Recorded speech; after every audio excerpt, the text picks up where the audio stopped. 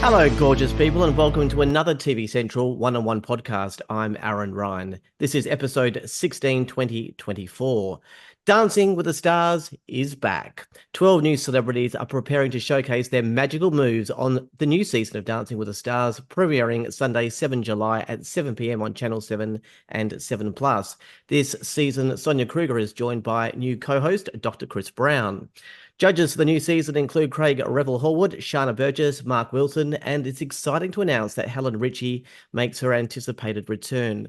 The celebs are risking greater fame, or in some cases, just a little shame. Ant Middleton, Ben Cousins, Hayden Quinn, James Stewart, Lisa McCune, Nadia Patel, Nikki Osborne, Nova Paris, Samantha Jade, Shane Crawford, Julie Goodwin, and Adam Dovile.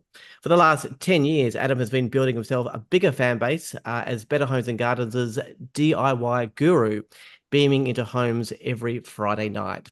Adam found some time to chat about the upcoming season of dancing. Adam, thanks for joining me at TV Central. Yeah, no worries, mate. How you going? I'm going super well, really excited about the new season. I've watched a few episodes. You have a great job with Better Homes and Gardens. You're in your zone with DIY and have a wonderful family. Why choose to show a vulnerability and risk being negatively judged on Dancing with the Stars? Yeah, that's a very good question, and maybe I'm a silly boy. Nah, look, I do have a young family, so my first thought when I was asked was obviously to say no. My co-host that I work with, Charlie, he did it last year, and my goodness me, I saw what he went through, and it is hard, yeah. And so they asked me, and I'm just like, oh no way, I can't do that. No, it's too much for me. And then obviously I spoke to the wife, and I've got two young girls, and they absolutely love dancing. And so when they heard us talking about it, they're like, oh no, you've got to do it, Dad. And so I thought, I'll go along with it. I'll give myself a bit of a challenge. So I did say yes, and what a ride it was. My goodness gracious, mate. In my view, there are three components to the show. There's obviously the dancing, but there is the part where you have to face the judges, and there is having to respond to the quips from Chris and Sonia. Which of the three is more daunting? I don't know, do I have to pick one or? Is it all? No, It's all of them because everyone get, thinks it's just the dancing, but the judges are pretty hard. no, it is bloody brutal. So it's all of them put together. I mean, but yeah, it is. It's crazy standing in front of the judges. I mean, it's hard. Like I have learned so much about dance. So just to put it in perspective, in 8 weeks, I had 3 days off, and apart from that, I was training 5 to 8 hours a day. So Wow. I learned quite a lot. And for me, I went into it and I thought, oh yeah, someone's going to teach me how to move my feet. And happy days, I'm pretty good at remembering patterns anyway. Mm. But I never realised that dancing it's more about from the waist up than from the waist down. So it's all your expressions and more acting. They were saying like if you move perfectly, but you don't have the right expressions, then it's come across right. So then all of a sudden, each dance that I do become a character. So they've got to tell me about the storyline, what we're trying to get across. I'm like, whoa. I didn't sign up to acting school. I signed up to dancing. What's going on here? So I learned quite a lot about that. And then obviously with that, you realise, well, the judges can interpret it, any which way they want. Like it's, you know what I mean? So you really don't know if it's going to be good or not because there's so many areas that they can pick on. So yeah, it is very hard. It was very hard. You're lucky then you got one of the biggest smiles in the competition then. Do you Yeah, look, no, but that kind of so at the start, so my first dance, I'm not sure if you know, my first dance is actually the jive. And so the jive is upbeat, it's fast, it's exciting. It's basically everything that I like. So that was good, and being able to smile was fantastic. But then I quickly learned that being smiley isn't so good for every dance because there's some dances where you have to be serious. And so I actually had to teach myself not to smile because smiling for me, it's just my fallback. It's what I do, good, bad, or otherwise. I don't know. It's just who I am. I just like to smile, and so maybe it's a nervous thing as well. Sometimes maybe if I'm nervous, I might smile, but I couldn't. There was some songs, dances where I couldn't smile. It was very hard. Yeah. Do you perhaps agree with the viewers that the attachment to the show is not just watching the dancing, it's the rapport of the hosts, the banter with the judges, the bonding of the cast, and the relationship between the celebs and their professional dancers? Was this a bigger experience than just learning to dance? Oh yeah, without a doubt. It was the whole lot. I thought Sonia and Chris were fantastic working together. We had some great laughs. As you said earlier, Helen's back on the judging panel. It was so good to see her there, and all the other judges. Even if they give me brutal feedback, that's only their job. They're doing what they have to do, and I like constructive criticism anyway. It only allows a person to grow. And yeah, and the other contestants, we had an absolute ball. Loved working alongside all of them, and it was just, you wanted to see everyone succeed because everyone had put in so much time, and you knew what you put into it, and you knew obviously that everyone else had done the same. So everyone was there to support each other as well, and it really was a great experience. I have noticed in previous years a really strong bond between the celebs throughout the experience. Was there any particular bond you either strengthened or freshly made this season? Yeah, I'd say it was the guys that weren't based in Sydney. Obviously, the people that were based in Sydney, they got to go home every night, whereas there was some of us that we obviously were based around Australia. So it was filmed in Sydney. We had to stay in a hotel. So it was, I guess, for me, it would have been probably Shane, Crawford, and Ben Cousins. I probably spent a lot of time with, and then Ant Middleton as well. We used to go out for dinners, and Nikki Osborne actually, she used to join us. We used to go out to the somewhere local just for dinner every night, just so you're not just stuck in a hotel room. Mhm. And then obviously you've been working so hard during the day training. It was a good way just to break it up, and I guess just to release some steam on on the frustrations that you've been dealing with. Absolutely. Your dance Yeah. partner is Jeff Raffer, a very experienced and professional dancer on the show. Dancing often involves a lot of connection, closeness, touch, and building a connection. Now, you are married to your beautiful wife, Lisa, and although the rapport between yourself and Jess is entirely professional, is it ever awkward learning more intimate choreography with someone else other than your wife? Oh, without a doubt. Awkward is an understatement. So I learned very quickly that I mean, for dancers, that personal space, that it's non-existent. Yeah. So Yeah. whether they know you or not, it's part of their job. But obviously, for people that haven't grown up doing dance like myself, my goodness gracious me, I mean, I kept stepping back, and she's like, "What are you doing?" Every time, so that because there's some songs like I do an Argentinian tango, and that is my goodness gracious me, a very very close and intimate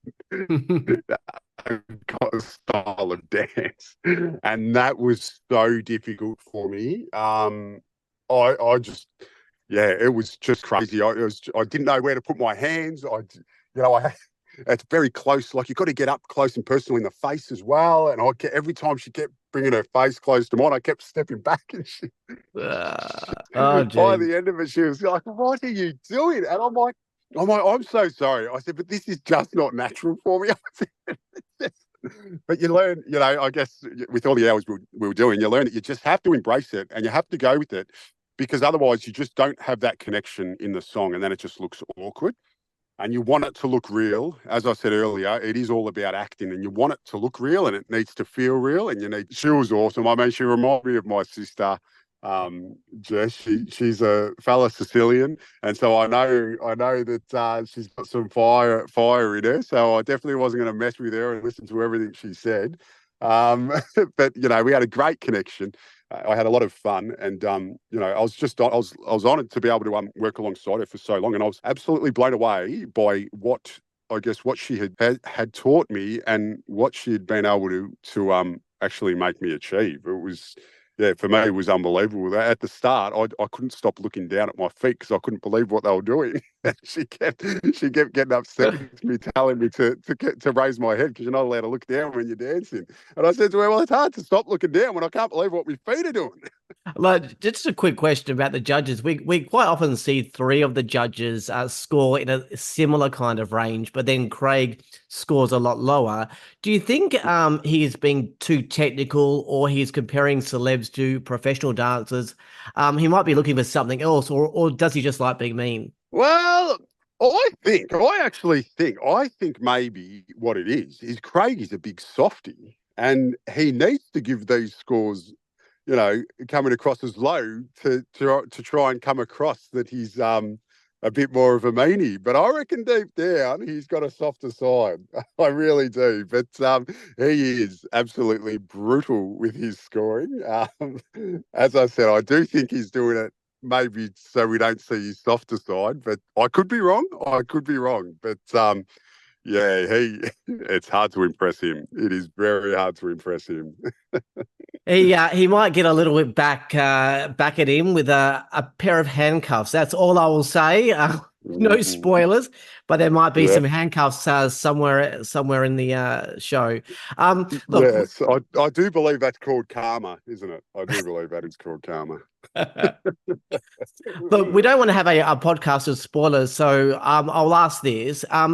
There would have been like day one. You met Ant and Ben, Hayden, James, Lisa, Nadia, Nikki, Nova, Samantha, Shane, and Julie, and like the rest of Australia, you might have guessed initially who would have done well and who might struggle.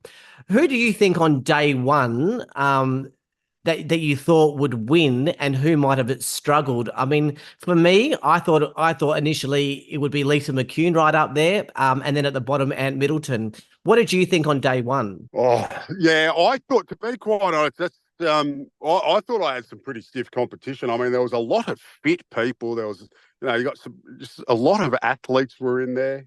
You've got people that have come from theatre backgrounds. And so I actually, to be quite honest, I thought that that little old me had the hardest run of all, just coming from a construction site. But yeah, I guess I don't know who I actually thought that Ant being so built, even though he's so athletic, I just thought maybe his build being so, because he's such a strong man. I just thought maybe his build might have been a bit of a hindrance for him, but I don't know. Maybe I was wrong. Mm. Look, I can't chat to you without mentioning Better Homes and Gardens. Over 1,200 episodes for the entire series. I'd love to know your thoughts on its endurance. I mean, there have been many similar shows over the years, even some shows in direct competition, which Chris Brown joked about on the show. Even that one's gone. Why is the show as popular as ever? Aside, of course, from having a funny DIY guy. Yeah, that's it. No, I am very lucky to be part of the Better Homes and Gardens team. It is our 30th year this year. What a juggernaut of a show.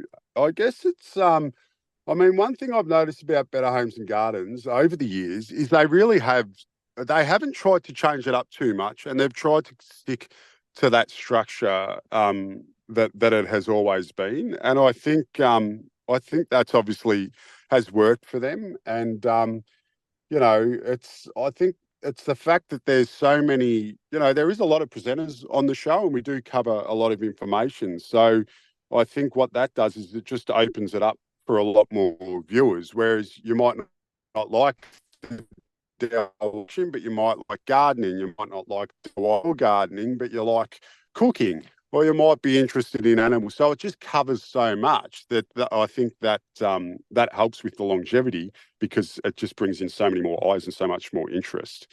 But I absolutely love working on Better Homes and Gardens. There's such a great bunch of people. I mean, your audience at home, they get to see us presenters, but it's so much than us trying to get across some knowledge to people and make people's lives easier, no matter what field we're talking about, whether it be DIY, cooking, landscaping, but obviously also doing that in a bit of an entertaining way, because after, at the end of a hard week, you just want to sit down and have a bit of a laugh and maybe learn something new.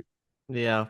So will the Better Homes team be there to support you in the audience for dancing? Mate, the Better Homes and Gardens team, they were very nice to me. They showed me a lot of support. I think on the first night, I think Charlie came and Juliet as well, his wife.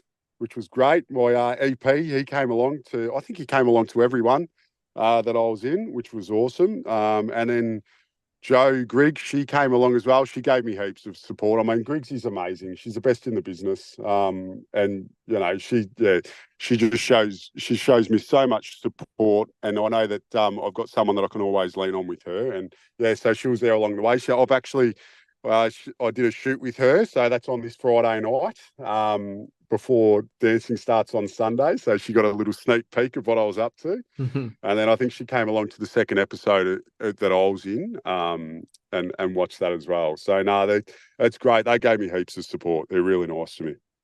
All right, final question, Adam. Is dancing something you want to pursue leisurely or socially with your wife, or was it just a great experience that you might just leave it at that? Oh, look, I'd love to say that I did have an absolute ball. I'd love to say it's something I'd want to pursue with my wife, but probably the truth of it is it's something that maybe after I get a couple of sherbets into me, I might just have to pop out every now and then on the deck floor at a wedding or a party. Beautiful. We're very much looking forward to seeing your journey on Dancing with the Stars, and wish you the very best of luck. Loving your energy. It's really infectious. Thank you, Adam, for joining me at TV Central. No, thanks very much, mate. Thanks for the chat. That was Adam Dovile. You can catch Adam on Dancing with the Stars Sunday nights at 7 p.m. on 7 and 7 Plus from 7 July. But of course, you can catch him on Better Homes and Gardens across 7 and or 7/2 on Friday nights at 7 p.m. along with streaming on 7 Plus. Well, that's it for this podcast. All the latest television news, streaming updates, cinema reviews, ratings guides, and podcasts. Head to TV Central, located at tvcentral.com.au. But for now, I'm Aaron Ryan. Thanks to Adam Dovile. Bye for now.